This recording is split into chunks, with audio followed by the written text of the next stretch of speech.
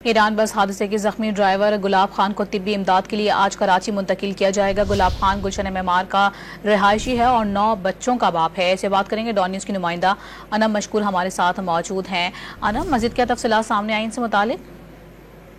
Iran हादसे के मुतासरीन को जो है कराची लाया गया है, जिनमें से जो है 3 एक बॉडी है, जबकि 2 मुतासरीन ऐसे हैं कि इनमें एक खातून है जो कि आगा खान अस्पताल में जेरे इलाज हैं। कहा यह जा रहा है कि उनके स्पाइनल का मसला है, उनके साथ कोई साथ में है भी नहीं कोई इसके जो अहले खाना में से बता सके कि किस इलाके से उनका ताल्लुक है। इसके अलावा एक और जख्मी है जिसे जो है सिविल अस्पताल ट्रॉमा सेंटर जो है मुंतकिल किया गया है। कहा यह जा रहा है कि ये 9 बच्चों का बाप है और इसके जो जख्म है उनके लिए जो उनके लवाहिकीन उनका यही मुतालबा है कि अच्छे से अच्छा ट्रीटमेंट किया जाए, क्योंकि उनकी इतनी बिसात नहीं कि वो अपने उस पर जो है इतना महंगा इलाज करवा सकें। साथ साथ ये कहा जा रहा है कि एक डेड बॉडी भी आई है जो कि कायदाबाद के रिहायशी की थी, जो उड़सा के हवाले कर दी गई है। जी बहुत शुक्रिया अनम आपका।